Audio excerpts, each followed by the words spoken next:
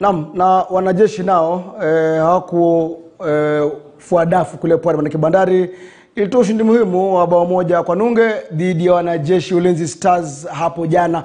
Bao hilo muhimu lilipachikwa na Johana Mwita kunako dakika ya 5. Hizi hapa hisia za baadhi tu za wakufunzi baada ya matokeo haya ya jana.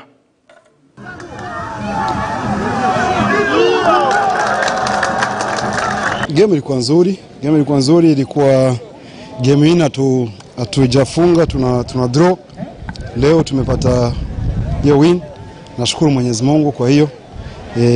Mbili tulikuwa situation haiko nzuri sana juu sehemu za Christmas na nini.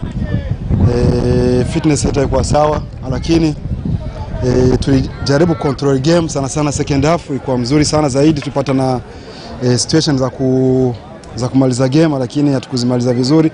Ni sawa, vyovyote vile alipata ni sawa. Siwezi sema ati ni alianga ama preparedness. Sote tulikuwa tayari kucheza game, so ni bado opponents wetu walipata nafasi hiyo na wakaitumia.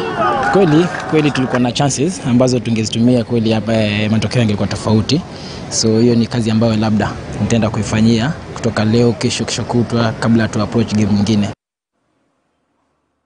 Naam, kando na hayo, manake michuano miwili ambayo tuliangazia, lakini jana kulikuwa na michuano mingine ambapo Vihiga Bullets walilazwa kwa nyumbani na Batoto Bamungu Sofapaka mabao mawili kwa nunge. Kariobangi Sharks kutoka sare ya 1-1 dhidi ya Nguvu Mpya Talanta FC. Hii leo kuna michuano kadhaa ambapo Posta Rangers wanachuana na Police, ambapo mchuano huo umetamatika kwa sare ya kufungana mabao 2-2. Kwa hivyo Posta Rangers mabao 2, Police